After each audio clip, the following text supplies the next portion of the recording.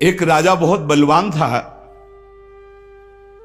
उसने अपने शत्रु पक्ष के राजा का नाश कर दिया। उसका अकेला लड़का था और उसकी मां। अब हर समय शत्रु पक्ष का राजा इस चाल में रहता था कि उस बालक को मार दें तो निष्कंटक अधिकार। और उसकी मां बड़ी भागवत थी, रात दिन भजन करती, भगवान से प्रार्थना करती कि भगवान मेरे बालक की रक्षा करना। और भगवान के जो सिद्ध संत होते हैं भगवत स्वरूप होते हैं। उन्होंने विचार किया, संत के हृदय में, एकदम भजन में बैठे थे उसी राज्य में, विचार एकदम आया कि अच्छा भगवान का आदेश है तो लीला करनी पड़ेगी। और लीला का उस समय इंतजार करने लगे। तो जो राजा बलवान था, जिसने शत्रु पक्ष के राजा को मारकर उसके लड़के को मारने को ठाना था, उसकी राजकुमारी थी, उसके स्वयंवर की रचना की जब बात आई, कमंडल उठाया, लंगोटी कस के बांधी कमर में, पहुंच गए दरबार में। और वो परिचित थे तपस्या और उनके भजन से। जे भी देखा तो साष्टांग दंडवत राजा हुए। देखो, बाहरी आचरण से कैसे भी नहीं जाना जा सकता महात्मा के स्वरूप को, उनकी लीला को। राजा को मालूम था कि ये बड़े प्रसिद्ध और तपस्वी महात्मा हैं। राजा ने तत्काल अपनी कन्या को बुलाया, प्रणाम करो, आप महाराज आए हैं। राजकन्या बुलाई गई, महात्मा के चरणों में प्रणाम हुआ। महात्मा ने ऐसे देखा नखशिख तक और कहा, इस लड़की का तो विवाह हम करेंगे, किसी राजकुमार से न कर देना। राजा तो एकदम होश उड़ गए। पर बहुत वो प्रवीण भी थे, राजा बुद्धिमान थे। तो उनका, महाराज ब्याह तो आपसे ही कर देंगे, आप जैसा सुयोग्य वर कहां मिलेगा। 80 वर्ष की अवस्था, शरीर में झुर्रियां पड़ रही, दूल्हा की पोशाक मात्र में लंगोटी, धन संपत्ति मात्र में लौकी का कमंडल, आप जैसा दूल्हा कहां मिलेगा। कुछ शर्त हैं, उनका आप पालन कर दो। गए, अपने तिजोरी से इतने बड़े बड़े मोती 2 लाए। बोले, ये हमारे पूर्वजों के द्वारा एकत्रित किए हुए 2 मोती हैं, 108 मोती ले आओ। पहली शर्त, राजकुमारी का ब्याह आपके साथ। देख रहे थे, हालत देख रहे थे। महात्मा ने कहा, हाँ हाँ 108 क्या होते, ले आएंगे। बोले, मोती देख लो। बोले, लाओ, जब साथ रहेंगे तो उसी नाप के ले आएंगे। राजा ने सोचा इनको, और बोले, महाराज लगन के पहले, क्योंकि लगन निकल गई तो फिर बात कैसे बनेगी। तुम चिंता मत, तुम्हारे कुल की प्रथा पूरी करूंगा और कन्या से विवाह करूंगा। पर एक बात ध्यान रखना, अगर विलंब हो जाए तो किसी के साथ पाणिक ग्रहण नहीं कर देना, नहीं तो जो आ गया। दूसरे से ब्याह की सोचना भी मत। अब राजा ने कहा, जैसी आ गया।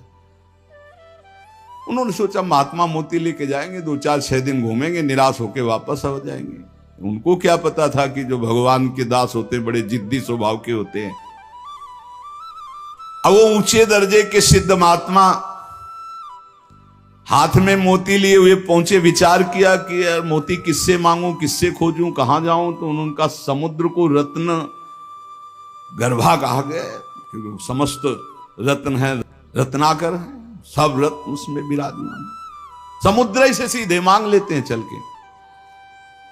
गए, ध्यान आया कि 3 दिन तक भगवान राम जो है उपवास करके बैठे रहे, नहीं आया तो हम तो 30 दिन बैठे रहेंगे तो नहीं आएगा, क्या करें। तो लौकी का कमंडल था, कमंडल उठाया, उलीचने लगे।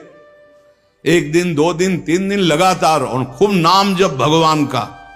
और हर कमंडल में नाम जप करके, मंत्र जप करके जल उलीचने लगे। नाम का प्रभाव, समुद्र के हृदय में जलन पैदा हो गई। समुद्र एक साधारण पुरुष के रूप में पीछे से आवाज की, बाबा ये क्या कर रहे हो। समुद्र को खाली कर रहे हैं, और क्या कर रहे हैं। बोले तुम्हारे लौकी के कमंडल से समुद्र खाली हो जाएगा। बोले मजाक करो मत करो, एक महात्मा ने चुल्लू में पी गए थे, अगस्त जी चुल्लू में पी गए थे, ज्यादा हमको चैलेंज मत करो। समुद्र डरा, बोले उलीच काहे के ले रहे हो तुम, हमें बता सकते हो? बोले सुना है रत्नाकर है, बड़े बड़े रत्न है समुद्र में, हमें 108 मोती चाहिए। बोले अगर मोती मिल जाए तो समुद्र लीचना बंद करो, काहे को मेहनत करेंगे हम। बोले वो तो हम दे रहे हैं तुम्हें, दिखाओ मोती। मोती निकाले हुए से ढेर सारे मोती, एक लहर आई, नाप नाप के 110, क्योंकि 2 वो और 108 झोली में डाले। समुद्र ने कहा और भर लो। बोले हम अकिंचन महात्मा है, हमें नहीं चाहिए, ये दुल्हन लेने के लिए शर्त है, इसलिए हमने इनको लिया है और जा रहे हैं। महात्मा जी बड़े गर्व से गए, भगवान की जय जयकार की। राजा देखते ही समझ गया मोती मिल गए, क्योंकि बहुत मुस्कुराहट है। गणित लगाई, लड़की को कैसे बचाऊं। बोले हाँ महाराज। बोले ये ले 110, 2 ही तुम्हारा और 108 ही। बोले महाराज जी आपसे कहा था कि कुछ शर्तें हैं, एक तो पूरी हो गई, दूसरी एक हमारे शत्रु पक्ष के राजा का वध तो मैंने कर दिया, उसका एक लड़का है, उसकी खोपड़ी तुम हमें ले आओ।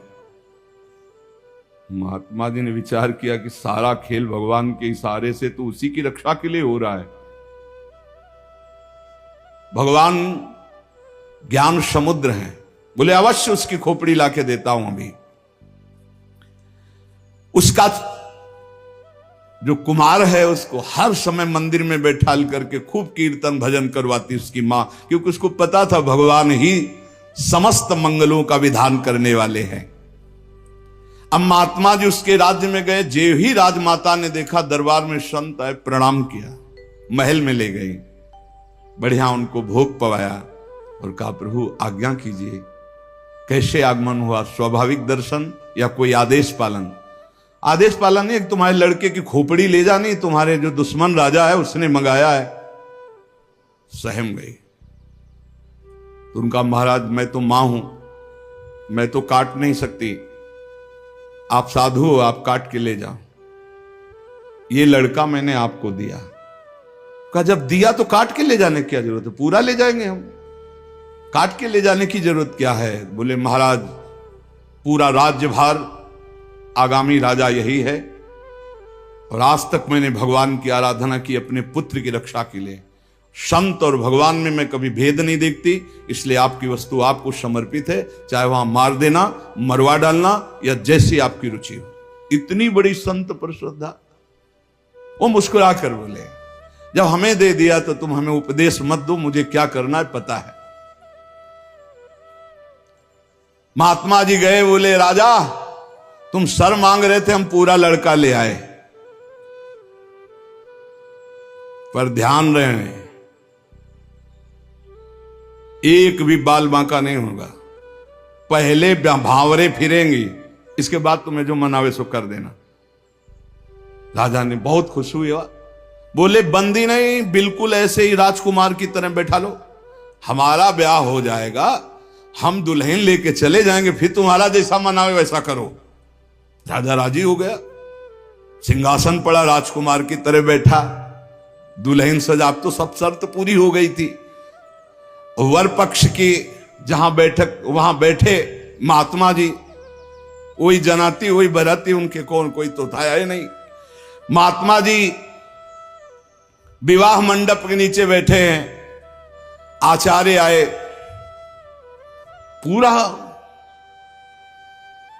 दूल्हा भेष सजाया गया महात्मा जी का, लंगोटी में, केवल लंगोटी कमंडल। संत की लीला। कन्या आई, महात्मा ने कहा रुको, एक बार देखा तुम्हारे योग्य नहीं हो, हे राजा ये तुम्हारी लड़की हमारे योग्य नहीं। तो महाराज आप ही बोले थे, अब मतलब अब बेइज्जती तो मत करो, बिल्कुल भावरे पड़ने वाली। लड़के की तरफ देखा, हे यहाँ खड़े हो बगल में, ये योग्य है, तुम्हारी लड़की की एक, चुप, ब्याह कर इसके साथ, तुरंत अपने तपोबल से उस लड़के का ब्याह कराया। बोले सौभाग्य हो गया, जाओ। मां ने आराधना किस बात की थी कि दुश्मन राजा कहीं हमारे पुत्र को ना मार दे, और ये आदेश भगवान ने संत को दिया। तो इतनी बड़ी लीला संत ने रची, और उस राजा से कहा होश में तुम्हारी बेटी का सुहाग है, पूरी सुरक्षा उस राज्य की भी तुम्हें करनी, और अगर हमें सुनाई दिया किसी भी तरह का विरोध, महाराज। कभी कभी भगवान की आज्ञा से संतजन कुछ ऐसी लीलाएं करते हैं जिन लीलाओं को बाहरी आचरणों से आप जान ही नहीं सकते कि मामला क्या है। तो कह रहे हैं कि बाहरी जो लीला है वो तो कोई नाटक का पात्र भी कर सकता है, लेकिन संतों की लीलाओं को बिना भगवत प्राप्त कोई जान नहीं सकता है। हमारे ग्वारिया बाबा वृंदावन के सेवा कुंज गली से मस्ती से में चले आ रहे हैं, यार की मस्ती में।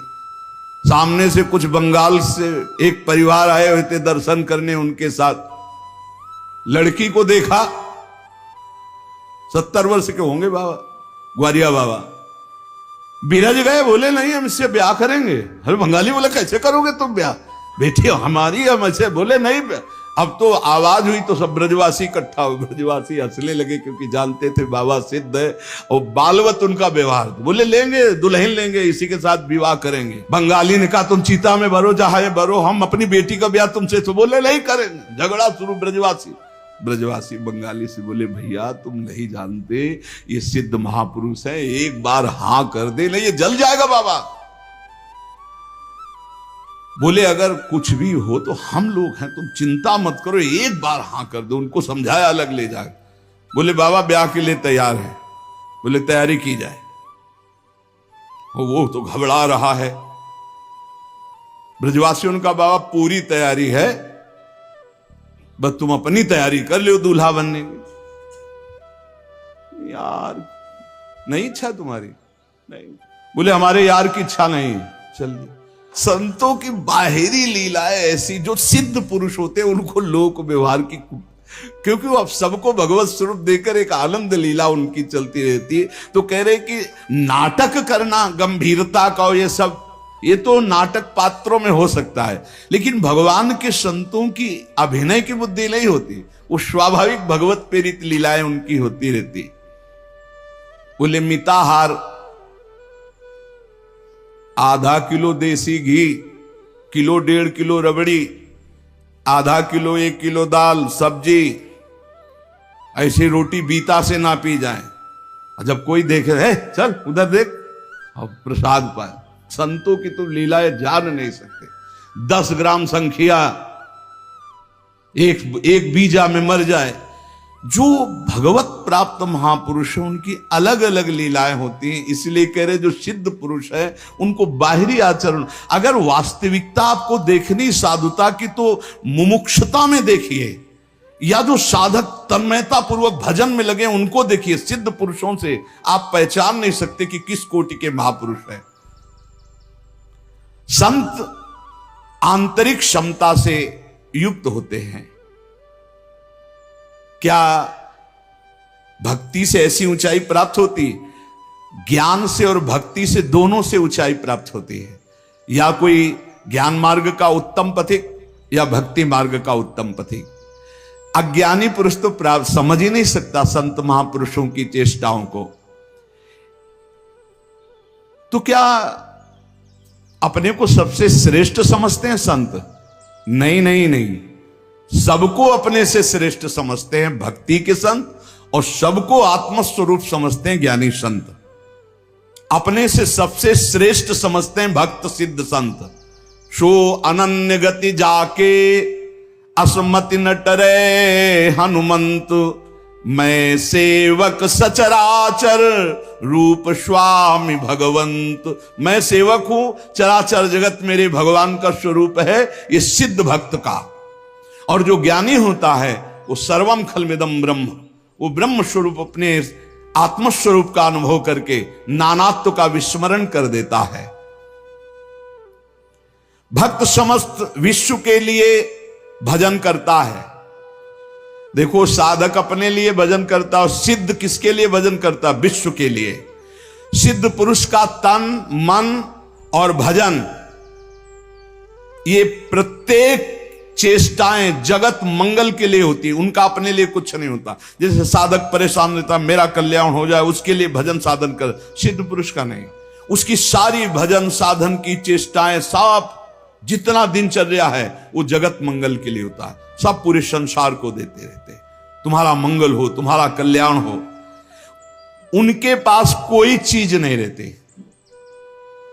कोई चीज नहीं, सब पर भगवान का अधिकार, सब भगवत स्वरूप जगत, इसलिए अपना कुछ नहीं। बड़ा ऊंचा भाव होता है भक्त का, जो सिद्ध महापुरुष होता है।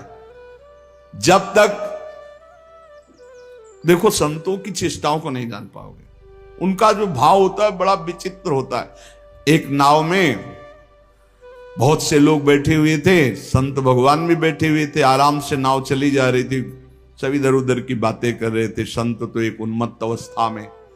नाविक ने कहा, सावधान, नाव भंवर में फंस रही है, अब डूबने वाली है। संत भगवान का कमंडल था, फौरन ढक्कन हटाया और भर भर करके नदी से पानी नाव में डालने लगे। अरे वो ये क्या कर रहे हो? किसी के नहीं सुन रहे थे, 10-12 कमंडल तो डाल ही चुके थे। इतने में नाविक ने कहा, भगवान की कृपा से नाव भंवर से निकल गई, बचने का संकेत है। जो कमंडल से डाला था बाहर फेंकने लगे। सबने पक्का समझ लिया, जब डूबने वाली थी तो नदी से पानी डाल रहे थे, और जब बचने वाली है तो नाव से बाहर डाल रहे थे। वे पागल दिमाग के हैं। लेकिन वो नाविक बहुत से संतों को पार किए थे। तुम मत करना ऐसा, ये सिद्ध पुरुषों की बात कह रहे हैं। हाँ, जो कि हम भी सिद्ध ही दिखाने के लिए ऐसा कुछ करें तो पिट जाओगे। वहां सिद्धों की एक अलग भागवतिक महिमा भी होती है। बाहर गए तो सब चले गए थे, उसके बाद साष्टांग प्रणाम किया। नाविक ने कहा, महाराज जी इतना तो आप कृपा करके बता ही दीजिए, क्योंकि मैं प्रायः संतों को यहां से पार करता रहता हूं, तो संत कृपा हम पर है। आपके देखने से लगता है कि आप भजन में उन्मत्त रहते हैं। फिर आपकी ये चेष्टा मेरी समझ में नहीं आई। जब मैंने कहा नाव डूबने वाली तो आपने नदी से पानी इधर, और जब मैंने कहा बचने वाली तो नाव से नदी में डालने लगे। इसका मतलब क्या था? तो उनका जब हमें यह पता चला आपके मुख से कि भगवान डुबोना चाहते, तो हमने कहा भगवान की इच्छा में 10 कमंडल हमारे, तो हम डालने लगे। जब कहा बचाना चाहते, तो हमने सोचा भगवान जब बचाना चाहते तो हम भी सहयोग करें। तो जो डाला था वो बाहर कर दिया। जोई जोई प्यारो करे सोई मोई, भावे भावे मोई, जोई सोई सोई करें प्यारे। जो इस सिद्धावस्था को प्राप्त है वो भगवान की रुचि में रुचि मिला के चलते हैं। ऐसा आप मत करना, वो सिद्धों की अलग लीला होती है। तो यहां कह रहे हैं जो भक्ति में जो परिपक्व महापुरुष है, वो सारे जगत को भगवत स्वरूप मानकर अपने तन मन भजन के द्वारा सबका मंगल करते रहते, सबका हित करते रहते हैं।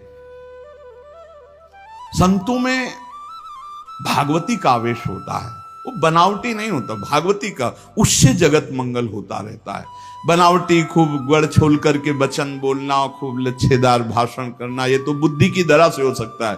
लेकिन जो संतों में एक भागवतिक होता है, उसी से जगत मंगल होता है, उसी से जन कल्याण होता है। उसमें टुटका और जंतुर और कलावा और राख हो, इनकी कोई जरूरत नहीं होती। उनकी दृष्टि मात्र से, वचन मात्र से जगत मंगल होता है। मुद मंगलमय संत समाजू, जो जग जंगम तीर्थ राजू। चलते फिरते साक्षात तीर्थराज हैं, जो दरस परस अघनाश बास निज संग करो दिन। जिनके दर्शन मात्र से, स्पर्श मात्र से बड़े बड़े पाप नष्ट हो जाते हैं, ऐसे भगवान के प्रेमी संत जन होते हैं। तो क्या जैसे अज्ञानी मनुष्य को देह में ममता होती है, आसक्ति होती है, वैसे क्या संतों को भी अपनी देह प्यारी होती है? वैसा कि मैं पुरुष हूं और ऐसा अभिमान होता है? बोल के बिल्कुल नहीं।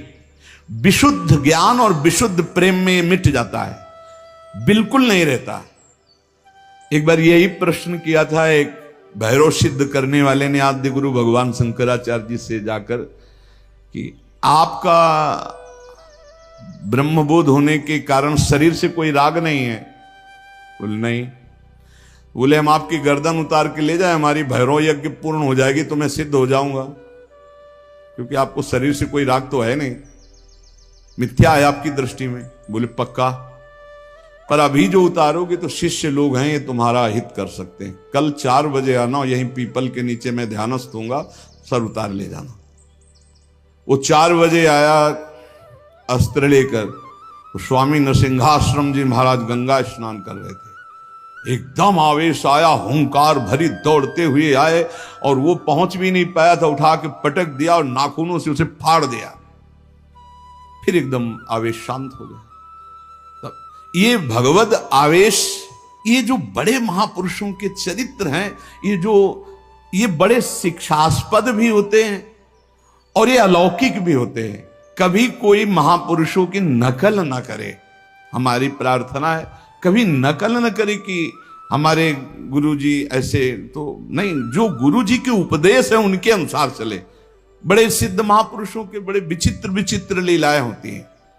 महापुरुषों की बाह्य चेष्टाओं को बिल्कुल नहीं समझा जा सकता, इसलिए कभी उनकी परीक्षार्थ ये जांच न करे कि हम बाहरी आचरणों से उनको, हम आपको सत्य कहते, बड़े बड़े महापुरुषों से मिले, आप कदापि नहीं जान सकते, कदापि नहीं जान सकते कि ये किस कोटि के महापुरुष हैं, किस कोटि के महापुरुष है।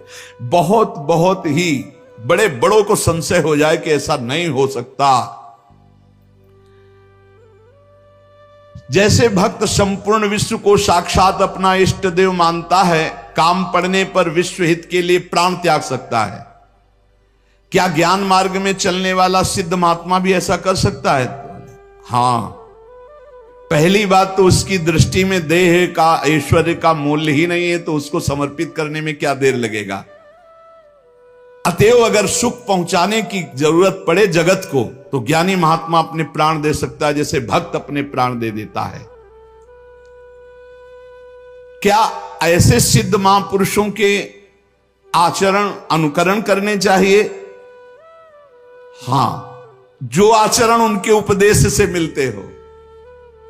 सच्ची मानिए बहुत मुश्किल है, जो बड़े महापुरुष, शुद्ध महापुरुष, भगवत प्राप्त महापुरुष है, बहुत मुश्किल है, क्योंकि जब तक शरीर भान रहता है, जब तक साधना रहती, तब तक आचरण आप देख सकते हो। बहुत सावधान, अगर वैराग्य देखना है तो साधक में देखिए, और तितिक्षा और ज्ञान मार्ग की चढ़ाई देख ली तो मुमुक्षता में देखिए। न ज्ञान सिद्ध और न भगवत भक्ति के सिद्ध महापुरुषों में आप उनको फिर पहचान नहीं सकते, फिर नहीं पहचान। बड़ा विचित्र खेल है। आचरण वही महापुरुषों के अनुकरणीय है जो उनके उपदेश से मिलते हों। केवल आचरण जो उपदेश से मिलते हो बस पकड़ लीजिए, उनके सब आचरण अनुकरणीय नहीं है। एक एक उनके आचरण आपको भगवत प्राप्ति करा सकते हैं, पर वो आचरण जो उनके उपदेश से मिलते हों। बिल्कुल आप लोग बिल्कुल समझ ही नहीं सकते हैं, नहीं समझ सकते। हमने देखा है महापुरुषों को, पर उनके साथ बिल्कुल ऐसे रहा जाता है जैसे बच्चा, बालवत, जैसे छोटा बालक घरौंदे बनाता है, खेलता है, कुछ मिनट में बिगाड़ कर चल देता है। महापुरुषों की बड़ी विचित्र गति होती, इसीलिए लिखा है मात संगस्तु दुर्लभ हो। फिर एक शब्द लिख दिया देवर्षि नारद जी ने, अगम्य हूं, आप निर्वाह नहीं कर सकते हो, अगर कर ले गए तो अमोघस्य, निश्चित भगवत प्राप्ति, निश्चित भगवत प्राप्ति। एक बार महाराज चक्रवर्ती सम्राट मरुत 100 यज्ञ का अनुष्ठान किया, और 100 यज्ञ करने वाला देवराजेंद्र का अधिकारी हो जाता है। जो पद है वो, देवराजेंद्र ने सोचा कि अब कैसे रोका जाए, तो उन्होंने वशिष्ठ जी से सीधे जाके, तो वशिष्ठ जी खड़े होकर आदर किए, क्योंकि त्रिभुवनपति देवराजेंद्र देवताओं के। देवराजेंद्र ने कहा हम यज्ञ के लिए तुम्हें आचार्य रूप में, तो उनका मरुत ने पहले मुझे स्वीकार कर रखा है क्योंकि मैं उनका कुलगुरु हूं। तो उनका मनुष्य की स्वीकृति से ज्यादा देवताओं की स्वीकृति होती है, मैं देवराज हूं, मैं आपसे निवेदन कर रहा हूं कि मैं आचार्य पद में आपको स्वीकार करता हूं, क्या यह शास्त्र सम्मत नहीं है?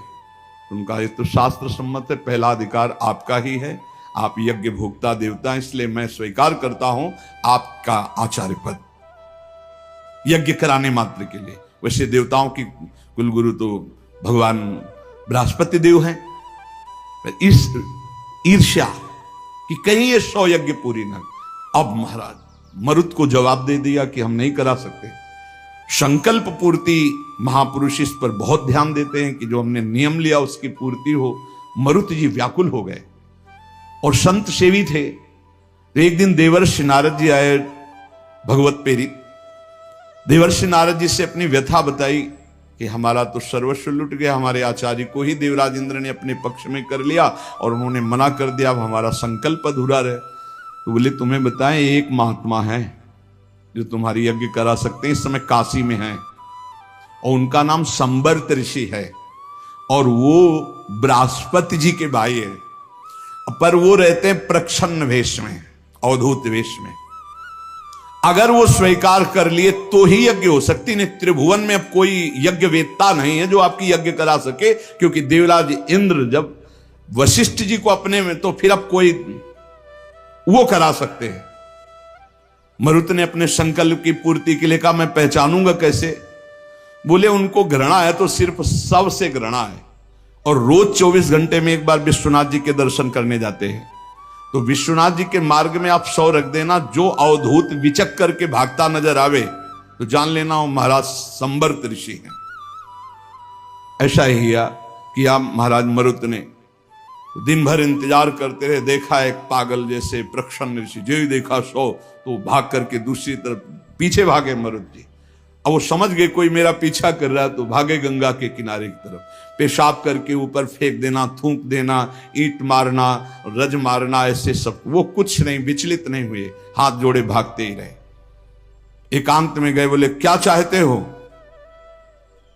बोले महाराज मेरा नाम मरुत है, मैं आपको आचार्य पद पर स्वीकार करता हूं, यज्ञ कराना चाहता हूं। देख ले, समस्त देवता तेरे खिलाफ हो जाएंगे और अगर तूने मुझे फिर आचार्य पद से हटाया तो तुझे भस्म कर दूंगा। अगर मैं आचार्य पद पर बैठा रहा तो किसी भी त्रिभुवनपति की ताकत नहीं है कि तेरी यज्ञ में विघ्न पैदा कर सके। बोले इसीलिए वर्ण कर रहा हूं, प्राण चाहे चले जा, मैं आपको नहीं छोड़ सकता। संबर्त ऋषि आचार्य रूप से जब यज्ञ के लिए बैठे तो अग्नि देवता आए, उन्होंने कहा आहुति स्वीकार नहीं करेंगे, बंद कर दे, मरुत यज्ञ को बंद कर दे। तो संबर्त ऋषि ने कहा तुम मेरे मंत्र से आवाहन करने पर स्वीकार करोगे, अगर नहीं स्वीकार करोगे तो मैं मंत्र के द्वारा तुम्हें भस्म कर दूंगा। तपोबल से अग्नि देवता को भस्म। अग्नि देवता थर्रा के गए, देवराज इंद्र से कहा बहुत बेढप महात्मा है, मंत्र बल से युक्त है, वो मुझे भस्म कर देंगे, मैं थर्रा गया हूं। देवराज इंद्र जेव ही आहुति प्रारंभ हुई, देवराज इंद्र वज्र लेकर प्रकट हुए मरुत को दंड देने के लिए। ऐसे केवल कर दिया तो वहीं वज्र लिए ऐसे खड़े हो गए। बोले जब तक यज्ञ होगी ऐसे खड़े रहोगे और जो आहुति दोगे हर देवता स्वीकार करे। बोले हर आहुति स्वीकार करेंगे, ऐसे कब तक वज्र लिए खड़े रहेंगे, आप कृपा करो। तो जो भजन में डूबे हुए अवधूत कोटि के महापुरुष हैं, बड़ी अपार सामर्थ्य होती है, पर इनके बाहरी व्यवहार, बाहरी आचार ऐसे होते हैं कि जाना नहीं जा सकता। बाहरी व्यवहार, बाहरी आचरण संभाल संभाल करके साधक करता है, चाहे ज्ञान मार्ग का हो चाहे भक्ति मार्ग का हो। और जो भगवत प्राप्त महापुरुष हो गए अब उनको कोई फर्क नहीं। इसीलिए श्रीमद् सुधा निधि में एक श्लोक लिखा है, कर्माण श्रुति बोधितानि नितराम कुर्वन्तु कुर्वन्तु मा गूढ़ाश्चर्य रसास्रगादि विषयान गृह्णन्तु मुंचन्तु वा कैर्वा भाव रहस्य पारगमती श्री राधिका प्रेयसा।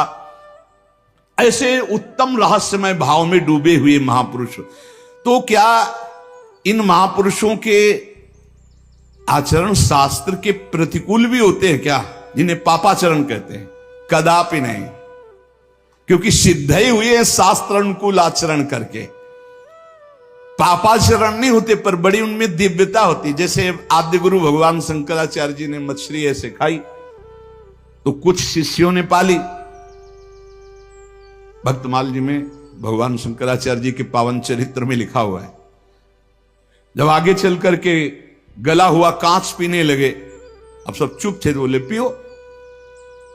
ऐसे किया तो जीवित मछली निकले। अब वो महायोगी जो सिद्ध पुरुष हैं उनकी होड़ हम थोड़ी कर सकते हैं, उनके द्वारा जो आचरण हो रहे हैं कोई पाप थोड़ी हो रहे हैं। अब कह दे कि उन्होंने मछली खाई हम भी पाप। अब वो जब ऐसे किए तो सब लीवर में फंस चुकी थी और वो जिंदा निकाल दिए। तो महापुरुषों के आचरण जो उपदेश से मिलते हो उनको हम बाहरी कैसे जाने कि ये संत हैं जिनसे हम जुड़ करके अपने जीवन को सार्थक करें। पहला, जिनके जीवन में किसी भी से द्वेष नहीं है, किसी भी से द्वेष नहीं, किसी भी से द्वेष नहीं। चराचर जगत में सेवकवाणी हरिवंश नाम लीन जे अजात शत्रुते सदा, उनके हृदय में किसी के प्रति शत्रुता नहीं। पहला लक्षण है किसी से द्वेष नहीं। मानो आपसे नाराज हो गए तो द्वेष पूर्वक नहीं नाराज हुए, आपको सद आचरण बताने के लिए, सद में प्रतिष्ठित करने के लिए आप फिर थोड़ी देर बाद मिले, फिर आपको मुस्कुराते मिलेंगे। यह नहीं हो सकता कि उनके अंदर द्वेष हो जाए। वो एक ऐसे उबाल आई है आपके कल्याण के लिए, वो आपको डांटा, आपको सही मार्ग बताया, फिर जब आप मिले फिर वैसे मृदु स्वभाव से मिलेंगे। कोई उनके अंदर द्वेष नहीं होगा। और द्वेष जिसके अंदर होता है तो सालों चलता है, पूरे जीवन भर चल जाता, देखते ही जल जाएगा वही आदमी है जिसने ऐसा। दूसरा, उनका सबके प्रति प्रेम भरा व्यवहार होता है। संतों का सबके एक होता बनावटी प्रेम तुमसे कुछ लेने के लिए, और एक होता निरपेक्ष प्रेम जो भगवत दृष्टि में होता है, उसमें चिपकाव नहीं होता। ध्यान रखना, माया का चिपकाव नहीं होता, उसमें मीठे वचन चाटुकारिता नहीं होती जिसको आप समझते हो कि सांसारिक प्यार नहीं होता। उनमें निरपेक्षता होती है और भगवत भाव वाला प्यार होता है। तीसरा, उनके अंदर भेदभाव नहीं होता अपना पराये का। पर आप पीछे सुन चुके हैं, विशेष प्रियता, विशेष श्रद्धा, विशेष समर्पण वाले के प्रति दिखाई देगी। वस्तुतः उनके हृदय में समता है पर दिखाई देगा ऐसा। जो विशेष श्रद्धा और विशेष समर्पण, तो वहां विशेष पक्षपात दिखाई दे। जैसे भगवान समूहम सर्वभूतेषु, लेकिन भक्तों में पक्षपात करते दिखाई देते हैं, द्वेषियों का वध करते दिखाई देते हैं। है तो सम, लेकिन भक्ति ने उनको भगवान के हृदय में पक्षपात प्रकट कर दिया। ऐसे ही संत सम है, आपका समर्पण और आपका प्रेम पक्षपाती बना देगा उनको। भाव अंदर से समर्पित सबके प्रति, भेदभाव रहित। चौथा, श्री भगवान के सिवा कोई अपनापन नहीं कहीं किसी से भी। ये संत की पहचान, भगवान के सिवा किसी से अपनापन नहीं। ये अपने हैं, ये शब्द नहीं। मेरे तो गिरधर गोपाल दूसरों न कोई। संत की स्थिति में, आंतरिक स्थिति में केवल भगवान, और वही सब रूपों में है, इसलिए सबसे प्यार। शरीर मन वाणी में कहीं भी अहंकार नहीं, न शरीर में, न मन में, न वाणी में। सुख दुख में जिनकी बुद्धि स्थिर रहती है वो संत हैं। अपना बुरा करने वाले के प्रति सामर्थ्य है दंड देने की, पर दंड ना देकर उसको क्षमा करना, इस संत का स्वभाव है।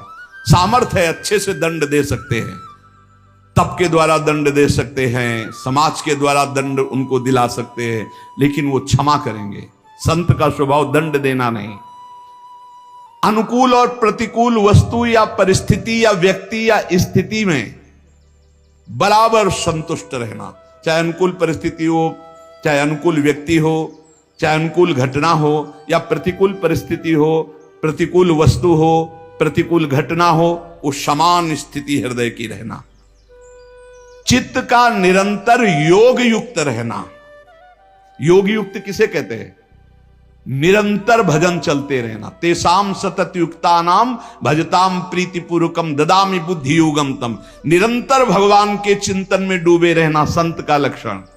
चेहरा बता देता है कि भगवान में डूबा है कि संसार का चिंतन हो रहा है। जो भगवान में डूबा होता है उसकी एक अलग अलौकिकता होती है, उसके नेत्र, उसके मुखारविंद से एक आभा प्रकट होती रहती है जो भगवान में डूबा होता है। वो मन